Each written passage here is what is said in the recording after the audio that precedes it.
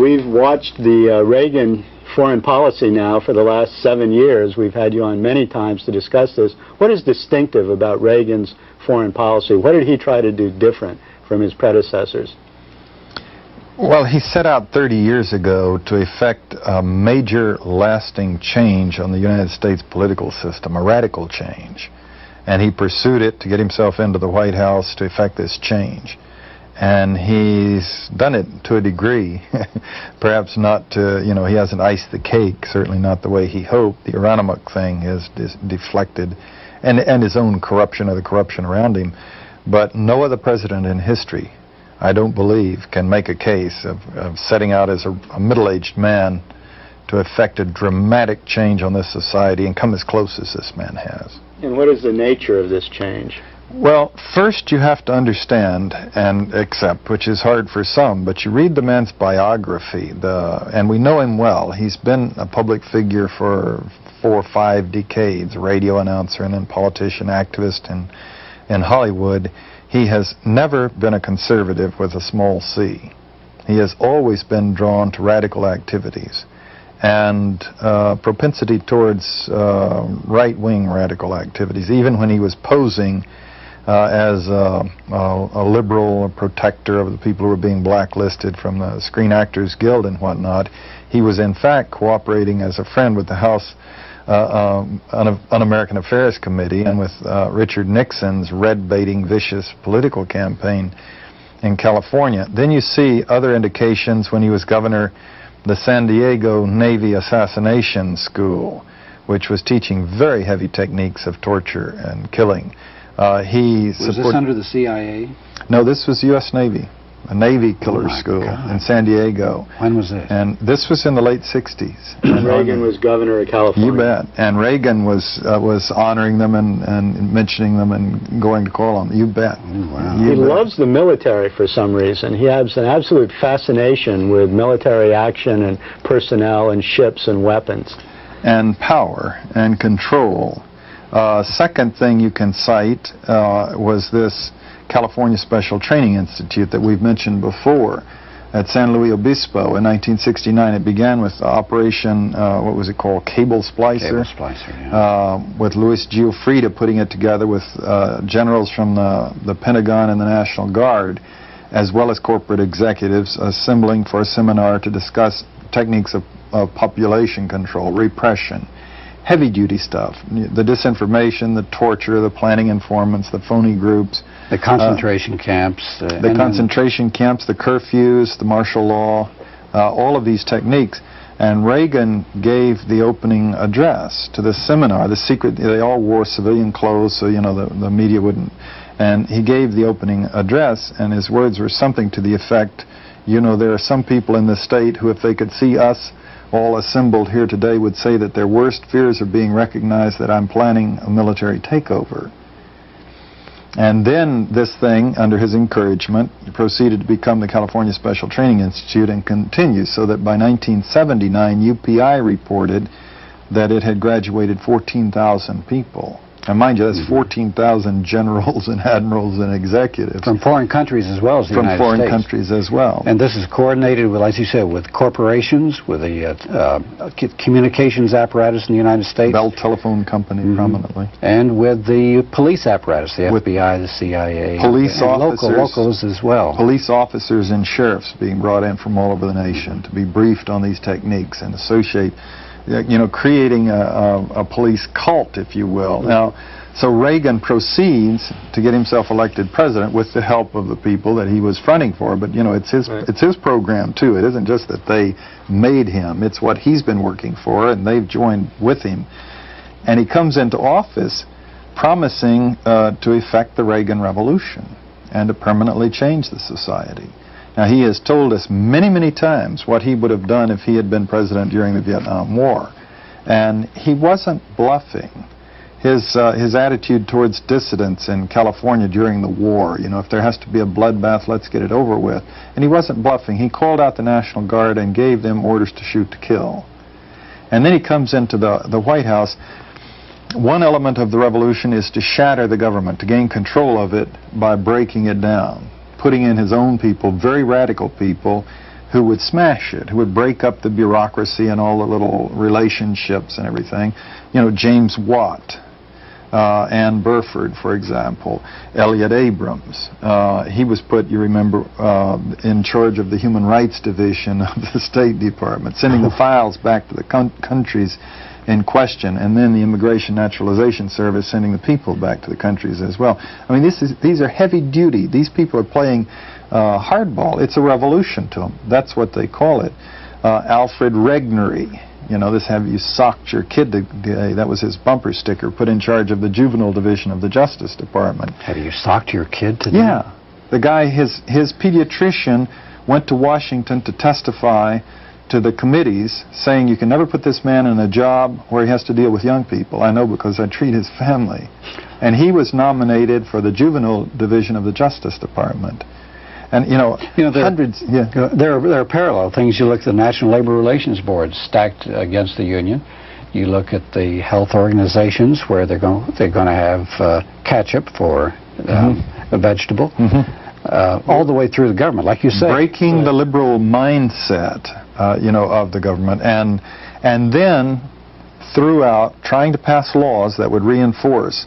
I mean, a lot of laws we get are, the Army Corps of Engineers making a law about the environment in some locale, and it's a law. It's enforced by the judges, even though the Congress never voted on it. Agencies applying law, presidential orders setting up laws. Lots of laws he's passed. But in addition to that, this 45% of the judges that he's appointed, the federal judges, almost half that he's managed to appoint since he's been in office. Now, this right radical. Right radical. And crazy. People like William Rehnquist, a documented racist and bigot, at the top of the Supreme Court.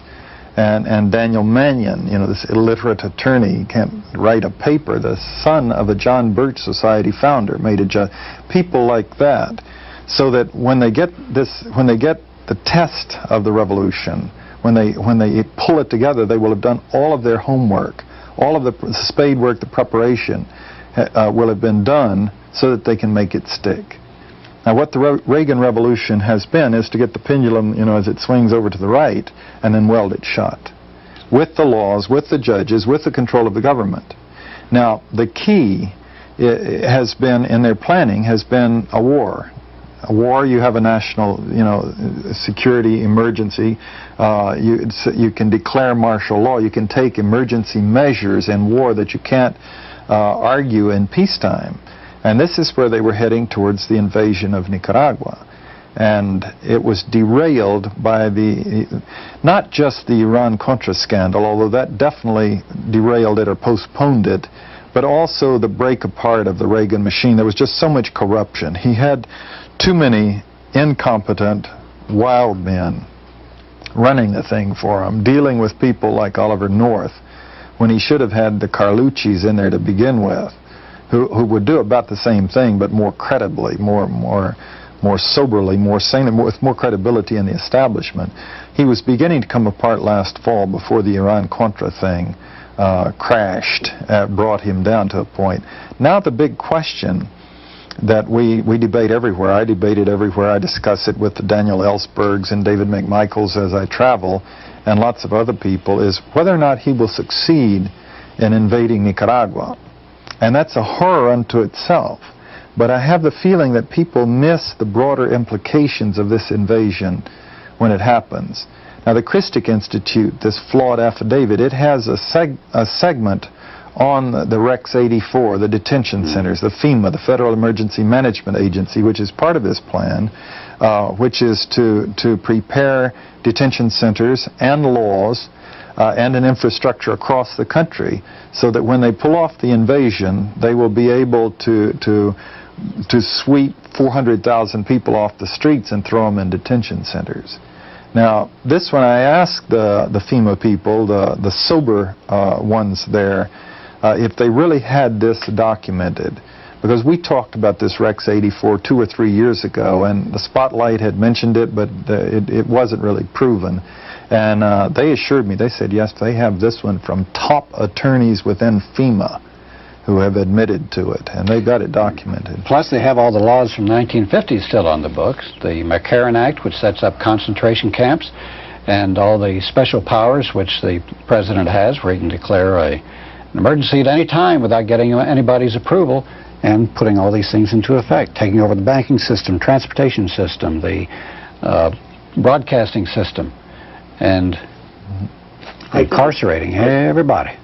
They don't like it. I think there's another aspect of this desire to invade Nicaragua, and that would be the crowning blow of the Reagan Revolution, the fulfillment of it. I think that in this Iran-Contra hearings, we've been seeing all of the anti-communism of these people that were involved in the North Network and in the Reagan foreign policy apparatus, who literally believed in the domino theory that if Nicaragua and El Salvador, quote unquote, weren't communist, then that would be a domino effect going through Guatemala, Honduras, Mexico to the United States, and we would face a communist takeover of this country. He came into office promising, you know, the Grenada, Nicaragua, and Cuba. And he did, you know, after the Grenada thing, they had bumper stickers out, Nicaragua next. Al Haig, now Cuba's a tougher nut.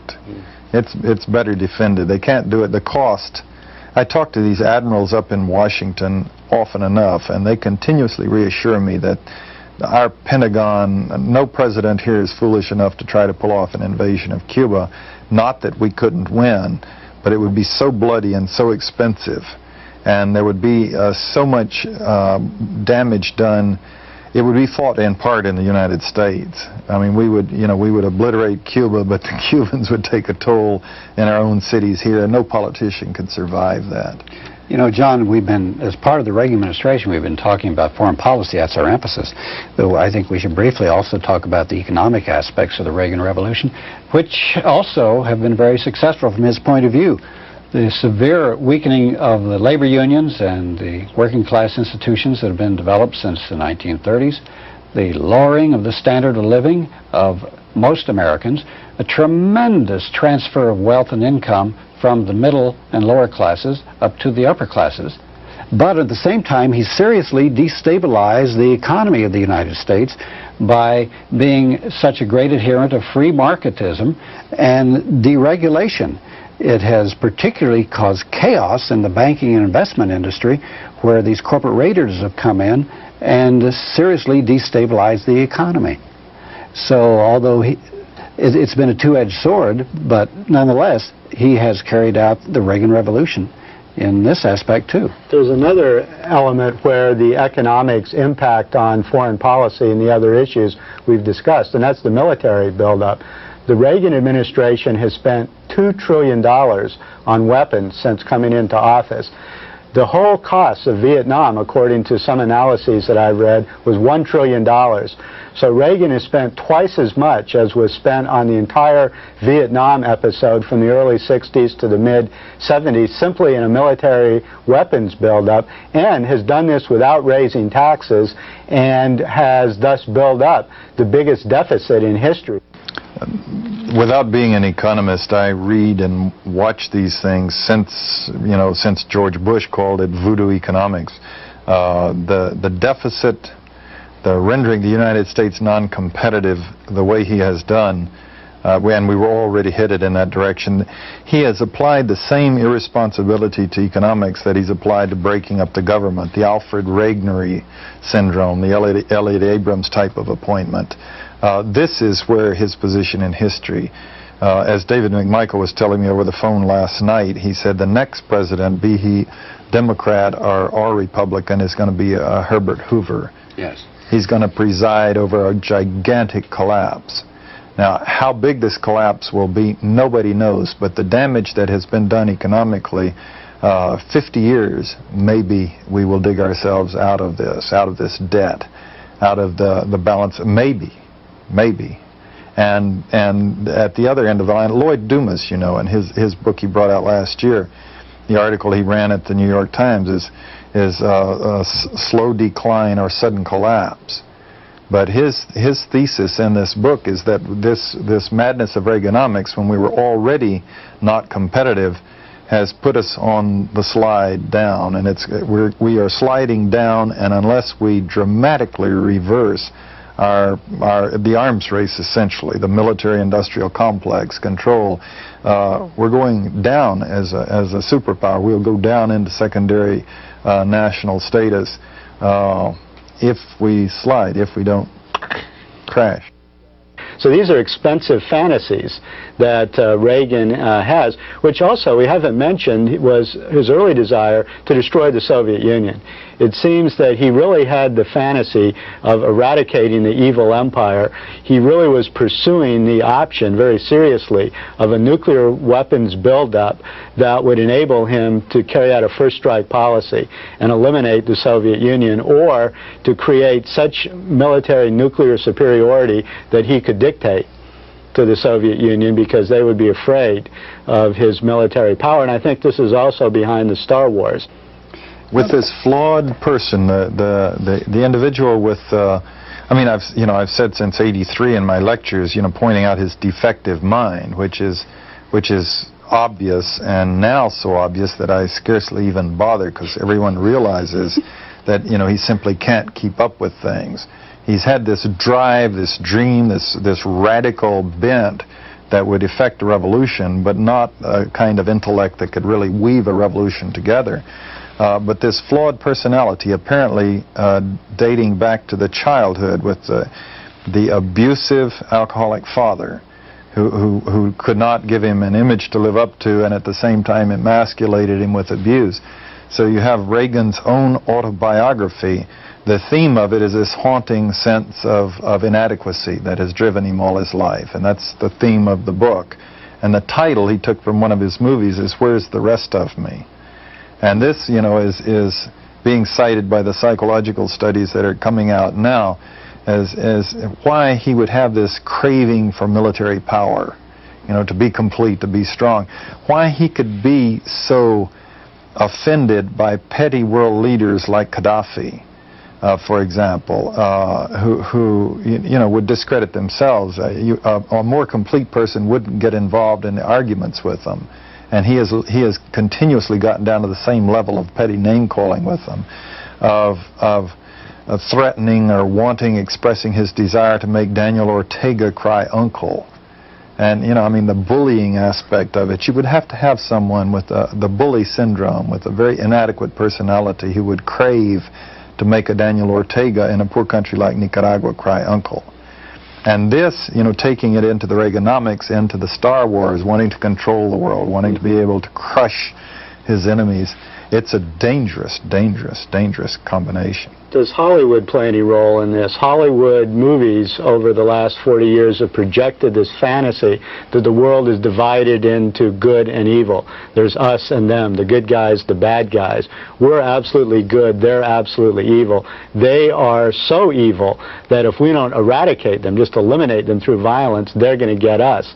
Do you think this contributes to Reagan's mentality, that he identified with these Hollywood roles and this view of the world, or do you think it's sort of deeper psychological roots? Oh, it's all part, it's deeper psychologically, but it's also it's the American syndrome in television, the cultural, the game that we put on to our kids from the age of 2, that they watch 10 or 20 times a day on television, the little shorty cartoons where you have nice, handsome, light-colored hero figures, be they Transformers, and Decepticons, or the He-Man, Sheena, the Thundercats. I'm into these things because of little Jonathan.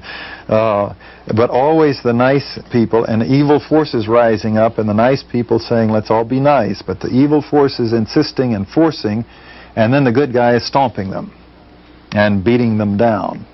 But interestingly enough, to keep the syndrome going for the little kids, Skeletor, never is killed. He changes form and disappears so he can come back the next day and do it again. Now, we brainwash our kids, like I say, 10 or 20 times a day with the American syndrome. Nice people being put upon by evil and going.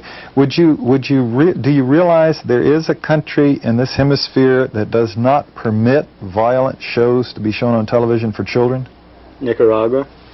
No, it's Cuba. Cuba. Cuba. They do not permit violent kid shows on television. They believe it's psychologically unhealthy, and we do nothing but. Assuming the Democrats or even another Republican gets in next time, has he done so much damage that they're going to be able to put it back together again? Or, as we well know, he couldn't have done it without the Democrats' collusion in the House and Senate. So just where do we go after Reagan's out? Well, this is a possible explanation of why this democratically controlled Senate is not doing a better job investigating the Iran-Contra thing. This Reagan, who has bedeviled them for so many years now, they have him. All they have to do is start asking the questions, and they can rip this thing wide apart and have him impeached, and they're not interested. And my suggestion is the Reagan revolution is not a Republican revolution, it's the establishment's revolution. It's getting the pendulum over here and welding it shut for the benefit of the multinationals, the military-industrial complex, of which the Democrats are just as much a part as the Republicans. Now, he has supervised a tremendous arms buildup, but remember, Jimmy Carter, supervised a huge arms buildup, and so did Harry Truman, for just to cite two, not to mention Lyndon Johnson. And Carter also presided over a tax cut, or a tax benefit for the wealthy at the expense of the middle. Indeed, and so they don't want to throw out the whole revolution. They don't want to sacrifice Reagan and throw the country back into a populist mode. There's been a tremendous shift of wealth under Mr. Reagan. I'm quoting now from Chomsky's Turning the Tide and writing, the shift of wealth and power to the elite at the expense of the people. Wealth and power, the political power, the ketchup and relish thing in the schools, just the whole rationale of society, the dynasty and Dallas thing, the rich and glittery taking over. They don't want to lose that. The satisfaction they would get out of impeaching Reagan isn't worth it, because they would lose his revolution, which is gains for their level, their strata of society. Their power level and their social class. And their social class, the establishment, the military-industrial complex. One of the keys to understanding the Reagan administration is understanding its relationships with the religious right, many of whose adherents are high officials in the Reagan administration, including Reagan himself. We've referred to particular sections of this Covert Action Information Bulletin. Edition of, let's see, what's that? Number 27? Anyway, it's the latest one, I guess something like July or June. It tells all you want to know, almost all you want to know about the religious right, and it's incredible how, not only what some of these people believe, but how they're organized among themselves and their interrelationships with the United States government and corporate America. They're not just these weirdos who, hoop and holler and rant and rave on television. As a matter of fact, according to Robertson's Christian Broadcasting Network, they say the bulk of their contributions actually come from big corporations in the United States. But the religious right is a complex coalition, according to Larry Hickam, who's been studying this for some time. It's a complex coalition of independent organizations, ranging from those well-known that we've been talking about, and wealthy international television networks like CBN, to smaller organizations with just a few TV stations or a small network here and there. But they also are interlocked with, as I said, corporate America and the government. For instance, there are many, many organizations which they form. One particularly is called the Full Gospel Businessmen's Fellowship International. Now, these are all fundamentalists, including a hodgepodge of charismatics and all that type, Pentecostals. And these, in some parts of the country, particularly in the Sun Belt state, this organization, the Full Gospel Businessmen's Fellowship, called the FGBMFI, seemed like they could come up with a better acronym than that. Anyway, they're made up largely of people who manage the military-industrial complex. President Reagan has close ties with the organization, and a lot of his top advisors are from this organization. And they're, they believe in the Armageddon and the Second Coming, and we're in the last days and all like that. So these people have meetings from time to time. Some of them are low-key to informal. Some of them are more highly organized. But they have breakfasts where they talk about the coming of Jesus and how nuclear weapons will lead to the second coming of Jesus. And so, many of these people, see, there's a difference. The people who believe in the rapture, there's some of them who believe that they're going to be raptured, taken up to heaven, just before the Big Bang. So they're not sweating World War III at all. They don't care. And some of these people are high in the government and, as I said, just involved in the military-industrial complex and even working with nuclear weapon systems. Now, there are other people who believe in the rapture. They believe that they're going to fry a while, suffer a little bit, before they're raptured. And then Robertson feels that they'll go through the whole thing, but God will kind of take it easy on them, protect them a bit from it. The good guys. Yeah. So, as the person here says, he wrote the article, the idea that a key network of key workers in the military-industrial complex, along with others who are key decision makers in a nuclear chain of command, may all be, have these expectations of Armageddon and how great it's going to be, makes you kind of worry a bit. Well, there's something even more worrisome about this whole thing, and that is that Ronald Reagan himself believes in the rapture and Armageddon. There's an article in some cultural journal that I saw that indicates that at 12 different occasions Reagan has spoken seriously about the rapture and his belief that nuclear war might possibly be the Armageddon that had been predicted in Revelations, and at this time the good people like him and Jerry Falwell would ascend to heaven while the rest of us would fry. This is particularly scary as we move into the last year or so of the Reagan administration, because if a tenth of the stories that we've been reporting on Alternative Views are true concerning the scandals in the Iran-Contra affair and the entire Reagan administration, there's been nothing but a series of one crimes after another. If all of these stories break in the mass media, there's no question but that Reagan will be impeached. So the frightening scenario is that just as he's about to go, he decides that we'll all go together when we go, as Tom Lehrer used to sing in the 1950s, and it's time for the rapture to come and the buttons to be pushed. So I hope that if there's an attempt to impeach Reagan, there's also someone that has a very close look at the nuclear weapons buttons to keep the old guy from blowing us all away as he goes out. Well, as this article continues, it talks about these people are, just not a bunch of Reagan crazies. Here, so the Secretary of Defense built 2 prayer rooms at the Pentagon. And they have these organized Bible study groups for admirals and generals in the Pentagon, members of Congress and their aides. And here are some of the people who go to these prayer rooms at the Secretary of Defense. It's people like Chairman of the Joint Chiefs of Staff, Commandant of the Marine Corps, Chief of Naval Operations, Chief of Staff of the Army.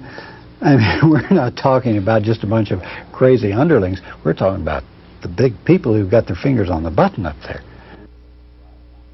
According to the religious right, Armageddon will occur as a result of a clash between the Soviet Union and the United States in the Middle East. Well, the situation in the Persian Gulf looms rather large and significant. John Stockwell gives his opinion. President Reagan has avoided confrontation in the Gulf for 6 years now. They've been shooting up oil tankers, and that's terribly threatening. I mean, if our leaders wanted that's the sort of thing. I mean, the Angolan operation, because the Soviets could theoretically put in a submarine base that would threaten the South Atlantic to cut off the flow of oil, and the tankers coming up through the South Atlantic. That was the rationale that they were using for that thing. And here we have countries that are actually strafing and shooting and sinking oil tankers, and we've done nothing about it. And the reason, I submit, is geographical. Can you imagine what Reagan would do if Nicaragua shot up an oil tanker, or if Grenada had, or some country, or Libya, if Gaddafi had ordered an oil tanker in the Mediterranean to be shot up? But the reason is that to fight a war way around on the backside, very hard to get to, very hard to resupply, very hard to get the American people, deeply involved. And so they have avoided time after time a provocation, in addition to which they don't want to do anything to push Iran in the direction of the Soviet Union. the Soviets are no more happy with Khomeini than we are, and an open, heavy-duty attack on Iran could cost us the influence that we've had over the years in that country that's right on the Soviet border. Now, Mr. Reagan has clearly gotten involved. The provocations, putting our ships in there where they're right in the way where they could get shot up, and 2 of them have been attacked in the Stark more dramatically, and then the huge focus of interest on the Stark. People are drawing parallels in the question marks. The Marines in the barracks in Beirut in 1983 were not allowed to carry bullets in their guns. The ones guarding the barracks, were not allowed to have armed weapons. Who ended up being killed in bombings. And this is perfectly open. Now, we had intercepts that this barracks was going to be targeted, and they didn't take the precautions of putting the big concrete things so a truck going in would have to go like this, which would give you time to react and shoot out its tires. That it's very basic in a base like that. They left them exposed, and then you have this Stark over there just not defending itself at all. So you have now, all of which is to say that they have clearly Reagan has clearly targeted the Gulf now, and the obvious purpose would be to get the world attention off of the hearings. Right. But I don't think he wants to get involved in a big war there. I think he wants some macho, and there may be some more missiles fired in different directions, maybe some bombing and whatnot, but I don't believe he wants to get involved in a war there. But he would like to be able to turn up the fire every now and then there to draw attention off over in Washington and the hearings. And God knows, maybe heat it up enough that he can eventually pull off the invasion of Nicaragua. I'm still, by the way, my wager, macabre, sad, sick wager in '81 that the United States would invade Nicaragua, and I have not. You see that as more likely than a war in the Gulf. Yeah, and I have not retracted that. I believe that Reagan is still trying very hard and very likely will succeed.